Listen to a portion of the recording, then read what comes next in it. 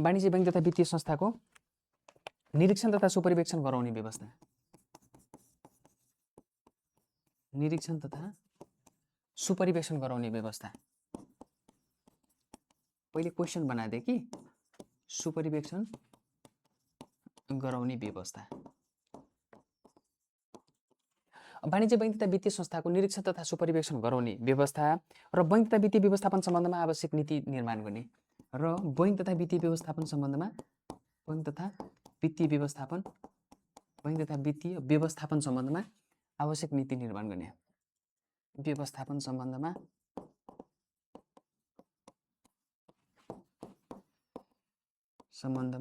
आवश्यक नीति निर्माण गर्ने। आवश्यक नीति निर्माण गर्ने। ठीक छ। अर्को नीबाट चाहिँ के लेखेको छ भन्दा बैंकको नियम तथा विनियम स्वीकृत गर्ने र बैंकको सञ्चालन व्यवस्थापनमा लागू हुने नीति निर्माण गर्ने। बैंकको नियम तथा विनियम स्वीकृत गर्ने र बैंकको सञ्चालन तथा व्यवस्थापनमा लागू हुने नीति निर्माण गर्ने। बैंकको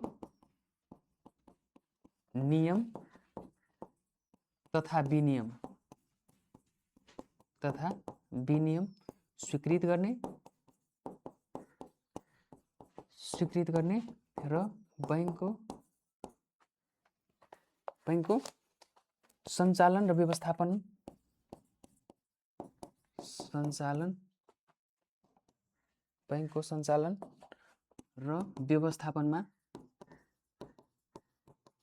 बैंकको सञ्चालन र व्यवस्थापनमा लागू हुने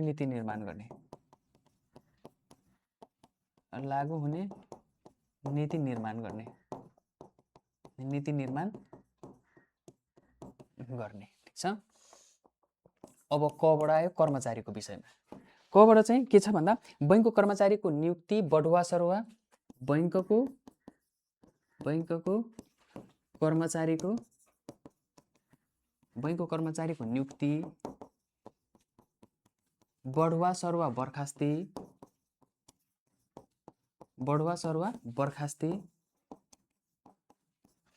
बर्खास्ती उपदान विदा निवृत्तिभरण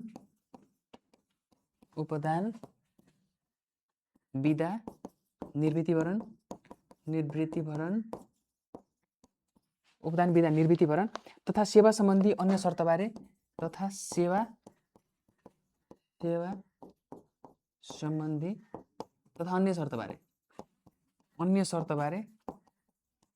शर्तहरूबारे नीति निर्धारण गर्ने।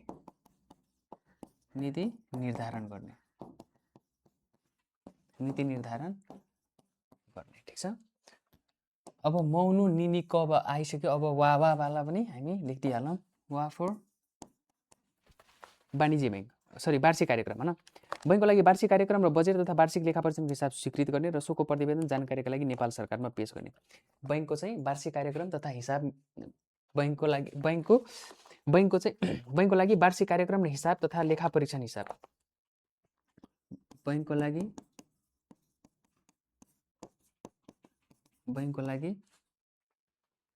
वार्षिक कार्यक्रम र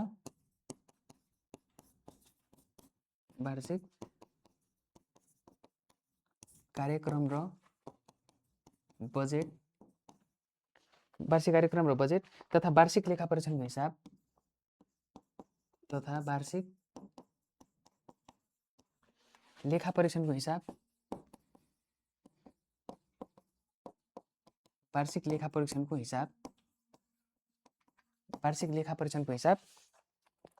लेखापरीक्षणको हिसाब स्वीकृत गर्ने। एक नम्बरमा चाहिँ स्वीकृत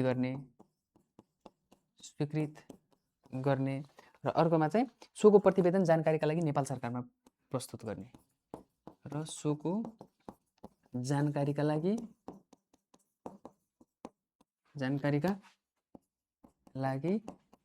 नेपाल सरकारमा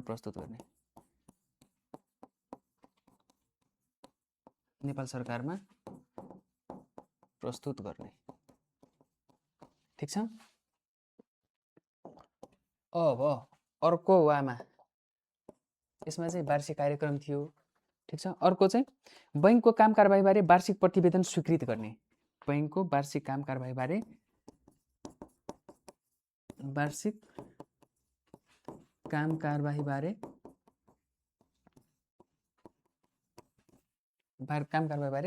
वार्षिक प्रतिवेदन स्वीकृत गर्ने।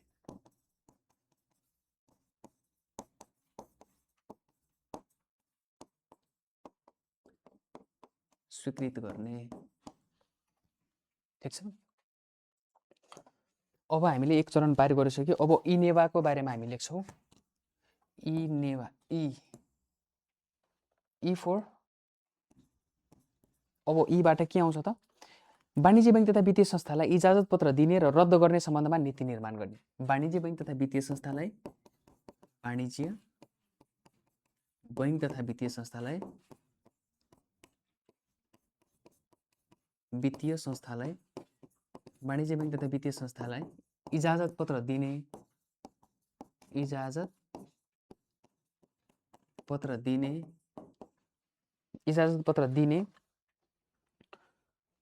र रद्द गर्ने सम्बन्धमा र कस्तो बेलामा रद्द गर्ने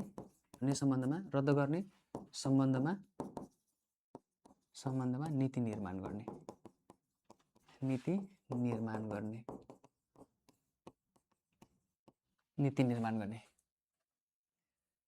अब नेबाट चाहिँ नेपाल सरकारले प्रदान गर्ने कर्जाको सीमा निर्धारण गर्ने। नेपाल सरकारलाई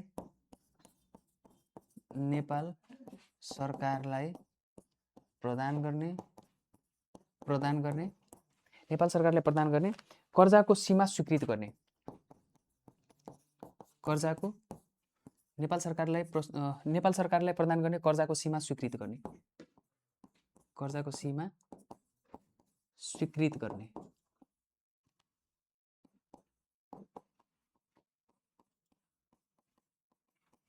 ठीक छ। अर्को चाहिँ वाणिज्य बैंक तथा वित्तीय संस्थाले दिने कर्जा तथा पुनर्कर्जाको रकम तथा शर्तको निर्धारण गर्ने। वाणिज्य बैंक तथा वित्तीय संस्थालाई दिने कर्जा तथा पुनर्कर्जाको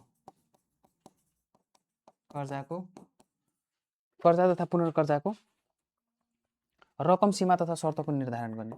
रकम पनि, सीमा पनि र शर्त पनि। शर्तको रकम, सीमा, शर्तको निर्धारण गर्ने। ठीक छ। अब अस्रो, अर्को सेकेन्ड लास्टको दुईटा अस्रो अबाट चाहिँ के छ भन्दा अन्तर्राष्ट्रिय सङ्घ संस्थामा बैंकको सदस्यता सम्बन्धमा निर्णय गर्ने। अन्तर्राष्ट्रिय सङ्घ संस्थामा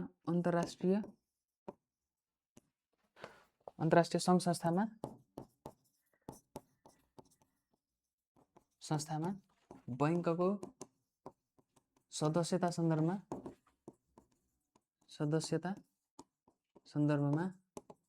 निर्णय गर्ने।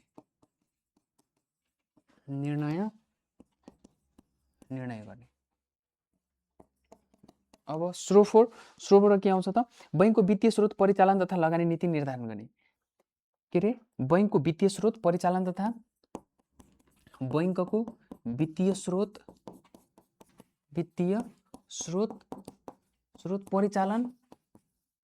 परिचालन तथा लगानी नीति निर्धारण गर्ने।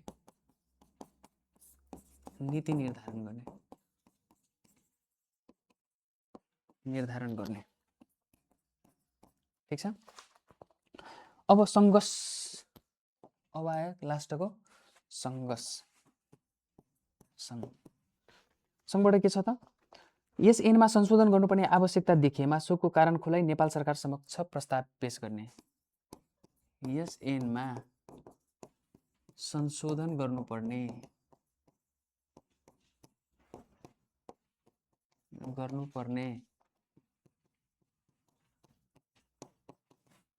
विषय देखिएमा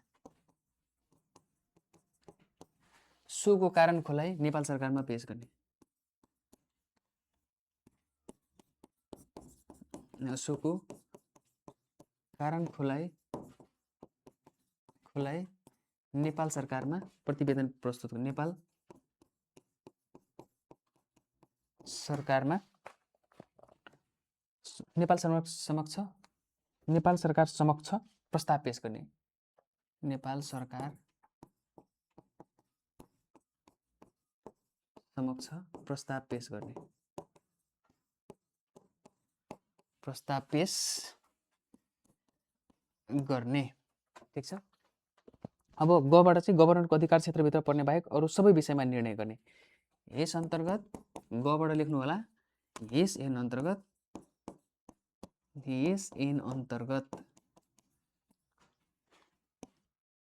गभर्नरको अधिकार क्षेत्रभित्र पर्ने बाहेक गभर्नरको अधिकार क्षेत्रभित्र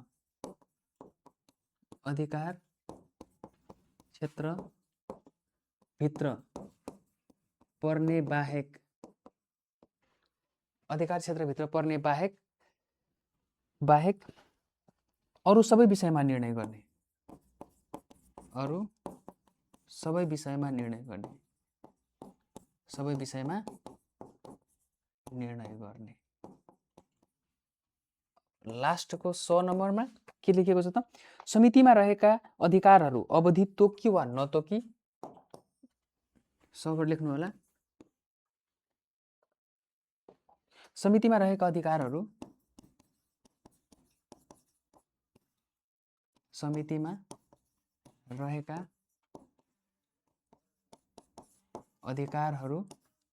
अवधि तोकी वा नतोकी, अवधि तोकी वा नतोकी गभर्नर वा समितिद्वारा गठित उपसमितिलाई प्रत्यायोजन गर्ने।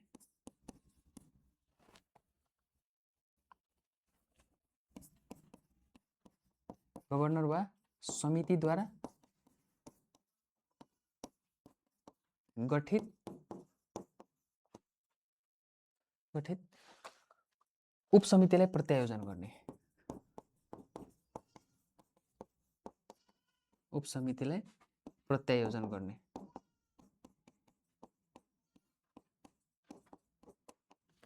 गर्ने।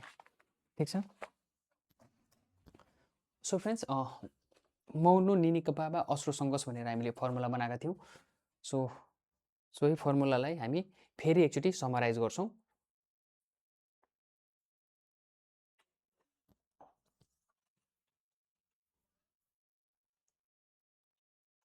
ओके, सो सबैभन्दा पहिले माथि चाहिँ हामी सञ्चालक समिति गठन प्रक्रिया र तल चाहिँ हामी सञ्चालक समितिको काम कर्तव्य अधिकारको बारेमा पढ्यौँ। सञ्चालक समितिको काम कर्तव्य अधिकार परिच्छेद 3 को दफा 29 बमोजिम उल्लेख गरिएको छ, जसमा हामीले फर्मुला के बनाएका थियौँ त? मौनो निनिकबाबा हैन। अब माथिको मौबाट चाहिँ हामीले के याद गर्यौँ त? मौद्रिक नीति तथा विदेशी विनिमय नीतिको निर्माण गर्ने। मौ फोर मौद्रिक नीति तथा विदेशी विनिमय नीतिको निर्माण गर्ने। नो फोर बैंक नोट तथा सिक्काको दर, चित्र आकार धातु, छपाई गर्ने वस्तु तथा अन्य पदार्थको सम्बन्धमा निर्णय गर्ने र सो निष्कासनको सम्बन्धमा आवश्यक नीति निर्माण गर्ने। निर्णय पनि गर्ने र सो निष्कासनको सम्बन्धमा आवश्यक नीति पनि निर्माण गर्ने। ठीक छ। अर्को निबाट के आउँछ त? निरीक्षण तथा सुपरिवेक्षण गराउने। वाणिज्य बैंक तथा वित्तीय संस्था निरीक्षण तथा सुपरिवेक्षण गराउने व्यवस्था र बैंक तथा वित्तीय व्यवस्थापन सम्बन्धमा आवश्यक नीति निर्माण गर्ने। ठीक छ। अर्को निबाट नियम तथा विनियम। बैंकको नियम तथा विनियम स्वीकृत गर्ने र बैंकको सञ्चालन र व्यवस्थापनका लागि हुने नीति निर्माण गर्ने। अब कबाट कर्मचारीको कुरा आइगयो। कर्मचारीमा चाहिँ बैंकको कर्मचारीको नियुक्ति, बढुवा सरुवा, बर्खास्ती, उपदान, विदा, निर्वृत्तिकरण तथा सेवा सम्बन्धी अन्य शर्तहरूबारे नीति निर्धारण गर्ने। अब बाबाट आउँछ वार्षिक कार्यक्रम। ठीक छ। यो बाको चाहिँ बैंकको लागि वार्षिक कार्यक्रम र बजेट तथा वार्षिक लेखा परीक्षणको हिसाब स्वीकृत गर्ने र सोको चाहिँ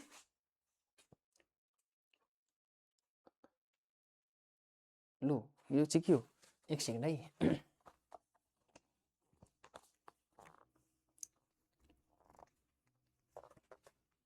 एक सेकेन्ड। यहाँ चाहिँ स्वीकृति हुन्छ। सोको स्वीकृतिका लागि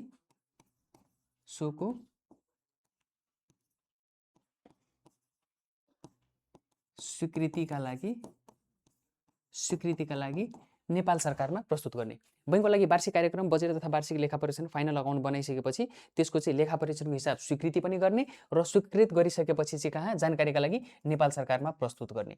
अब नेपाल सरकारसँग कसरी कन्ट्याक्ट गर्ने भन्ने पनि यो एनमा चाहिँ छुट्टै व्यवस्था गरिएको छ। त्यो व्यवस्थाको बारेमा हामी पछि पढ्नेछौँ है त। अब अर्को बाबाट चाहिँ के छ त, वार्षिक कार्यक्रम तथा कारबाहीबारे, वार्षिक काम कारबाहीबारे वार्षिक प्रतिवेदन स्वीकृत गर्ने। त्यसपछि ईबाट आउँछ इजाजत पत्र। अब इजाजत पत्रको सम्बन्धमा के व्यवस्था छ भन्दा, वाणिज्य बैंक तथा वित्तीय संस्थालाई इजाजत पत्र दिने र रद्द गर्ने सम्बन्धमा नीति निर्माण गर्ने। ठिक छ। अर्को नेफोर, नेपाल सरकारलाई प्रदान गर्ने कर्जाको सीमा स्वीकृत गर्ने। अर्को बाफोर, जब नेपाल सरकारलाई कर्जाको सीमा स्वीकृत गरिसकेपछि वाणिज्य बैंकलाई पनि वाणिज्य बैंक तथा वित्तीय संस्थाले दिने कर्जा तथा पुनर्कर्जाको रकम, सीमा, शर्तको निर्धारण गर्ने। अब अबाट चाहिँ अन्तर्राष्ट्रिय सङ्घ संस्थामा, अन्तर्राष्ट्रिय सङ्घ संस्थासँग पनि त आबद्ध हुन्छ, सम्बन्ध हुन्छ। सो सम्बन्धमा चाहिँ अन्तर्राष्ट्रिय सङ्घ संस्थामा बैठकको सम्बन्धमा सन्दर्भमा चाहिँ निर्णय गर्ने। अब स्रोत, बैंकको वित्तीय स्रोत परिचालन लगानीको नीति निर्धारण गर्ने। र सबाट यस ऐनमा संशोधन गर्नुपर्ने विषय देखिएमा सोको कारण खुलाई नेपाल सरकार समक्ष चाहिँ प्रस्ताव पेश गर्ने। ठिक छ। अब गबाट चाहिँ गभर्नरको कुरा, यस अन्तर्गत गभर्नरको अधिकार क्षेत्रभित्र पर्ने बाहेकका कुराहरूमा पनि के अरे सबै विषयमा निर्णय गर्ने। र सबाट समितिमा रहेका अधिकारहरू अवधि तोकी वा नतोकी गभर्नर वा समितिद्वारा गठित उपसमितिलाई प्रत्यायोजन गर्ने। हामीले आज गभर्नरको सञ्चालक समितिको चाहिँ गठन प्रक्रिया र सो सञ्चालक समितिको काम कर्तव्य अधिकार दफा 29 को बारेमा पढ्यौँ। सञ्चालक समितिको गठन प्रक्रियामा 14 देखि लिएर 19 सम्म सञ्चालक समितिको गठन, सञ्चालक समितिको चाहिँ गभर्नरको नियुक्ति, त्यसपछि डेपुटी गभर्नरको नियुक्ति, सञ्चालकको कार्यकाल बारेमा हामीले डिटेलमा पढ्यौँ। सो आजको लागि यति त। Thank you. एक सेकेन्ड।